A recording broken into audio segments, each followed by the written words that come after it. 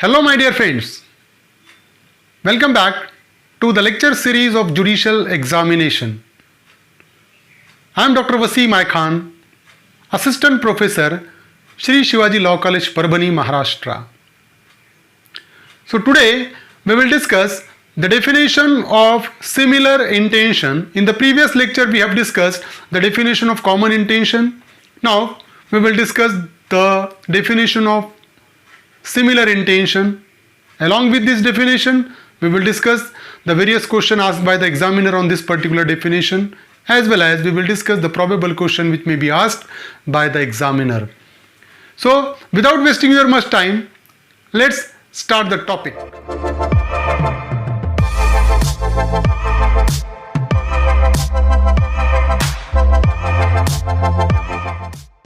Definition of similar intention. So section 35 of Indian Penal Code deals with when such an act is criminal by reason of its being done with a criminal knowledge or intention. तो यहाँ पर impliedly similar intention is mentioned. अभी देखिए कि whenever an act which is criminal only by reason of its being done with a criminal knowledge or intention, ऐसा act जो whenever any act, an act which is criminal only by reason of being done with a criminal knowledge और intention, ऐसा act जो criminal कहलाए किस वजह से? क्योंकि वो एक्ट किया गया क्रिमिनल नॉलेज से और इंटेंशन से. नॉलेज था उसको कि एक क्राइम है, उसको इंटेंशन भी वही था क्राइम करने का. Is done by several person, और वो एक्ट किया गया है सेवरल पर्सन के जरिए. Each of such person who joins in the act with such knowledge or intention is liable for the act in the same manner as if the act were done by him alone with that knowledge or intention. तो यहाँ पर criminal intention रखते हुए criminal knowledge के साथ अगर several person आकर कोई एक्ट करते हैं तो वो पर्सन, हर एक पर्सन ऐसे एक्ट के लिए लायबल रहेगा. अगर वो अकेला वो एक्ट करता तो जिस तरीके से वो लायबल रहता उसी तरीके से वो लायबल रहेगा, इसके बावजूद कि वो एक्ट सेवरल पर्सन के ज़रिए किया गया है. अब यहाँ पर इसलिए वो लायबल रहेगा क्योंकि यहाँ पर कॉमन इंटेंशन नहीं है बल्कि वो सिमिलर इंटेंशन है. उसको फॉर एग्जांपल ए को मारने का इंटेंशन है सब लोगों का, लेकिन मीटिंग ऑफ माइंड नहीं है, तो वो सिमिलर इंटेंशन कहलाएगा, ना कि कॉमन इंटेंशन. अभी देखिए कि यहां पर ये एक एग्जांपल है सेक्शन 35 का. Sunil, Kamil and Robert residing at different place had quarrel with Sam and wants to take revenge. तो यहां पर ऊपर जो तीन पर्सन है, सुनील, कामिल और रॉबर्ट, ये तीन जो पर्सन है उनका सैम के साथ झगड़ा है, क्वारल है, and all wants to take revenge. तो ये तीनों, सुनील, कामिल और रॉबर्ट, तीनों सैम से बदला लेना चाहते हैं क्योंकि तीनों का झगड़ा उसके साथ है. अब हुआ ऐसा कि Sunil shot Sam with pistol on his hand. तो सुनील ने पिस्टल से उस पर अटैक किया, उसके हाथ पर. Then Kamil hit Sam by iron rod on his leg and he got fracture. और कामिल ने एक आयरन रॉड से, एक लोहे की रॉड से सैम के पैर पे मारा और उसको फ्रैक्चर हुआ. And Robert slapped Sam. तो रॉबर्ट ने थप्पड़ मारा सैम को. ये तीनों का एक्ट, तीनों बदला लेना चाहते थे, तीनों का इंटेंशन सिमिलर है, सिमिलर इंटेंशन वाज देयर, तीनों को बदला लेना था, लेकिन तीनों का एक्ट अलग अलग है. तो यहां पर the intention of Sunil, Kamil and Robert was take to revenge. All the person are having a similar intention, बदला.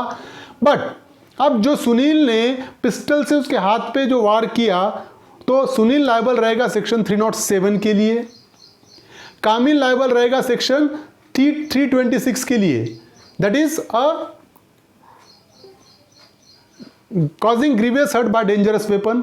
और जो रॉबर्ट है वो लायबल रहेगा सेक्शन 323 के लिए, causing simple hurt, punishment for causing simple hurt. तो ये तीनों अलग अलग एक्ट के लिए, जो एक्ट के लिए जो उन्होंने किया उसके लिए लायबल रहेंगे. और अगर यही कॉमन इंटेंशन होता तो 307 के लिए सब लायबल रहते, 326 के लिए भी सब लायबल रहते और 323 के लिए भी सब लायबल रहते. लेकिन यहां पर कॉमन इंटेंशन नहीं था, मीटिंग ऑफ माइंड नहीं था. सुनील, कामिल और रॉबर्ट ये तीनों एक दूसरे से मिले नहीं कभी, लेकिन तीनों का इंटेंशन सैम से बदला लेने का था. Similar intention was there, so they will be held liable for their act only. उनके एक्ट के लिए ही वो लायबल रहेंगे, दूसरे के एक्ट के लिए वो लायबल नहीं रहेंगे सिमिलर इंटेंशन में. महबूब शाह वर्सेस एम्परर, ये एक केस है. इस केस में ऐसा हुआ था, Allahdad and Hamidullah went for cutting reeds growing on the bank of the Indus river. So Indus rivers के जो किनारे पर जो घास उगा हुआ था उसको काटने के लिए अल्लादाद और हमीदुल्लाह जाते हैं यहाँ पर.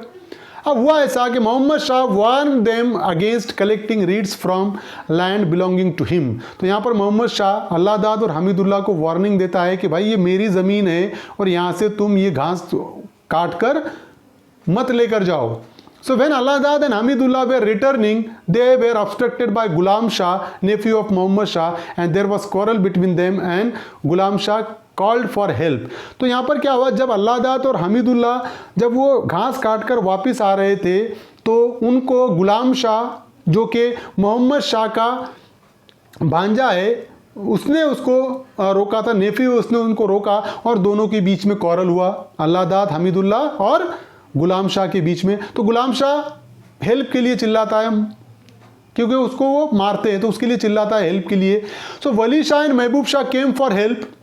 तो उस दौरान जो वली शाह और महबूब शाह है वो मदद के लिए आते हैं.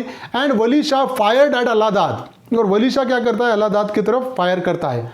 हु शॉट डेड, जिसके चलते अल्लाहदाद की वहीं पर डेथ हो जाती है. And Mehboob Shah fired eight Hameedullah and caused injury, और महबूब शाह जो है वो हमीदुल्लाह के तरफ फायर करता है और उसको इंजरी होती है जिसके वजह से.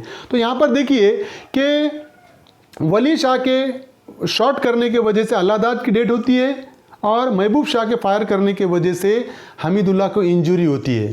तो यहाँ पर दो एक्ट अलग अलग है.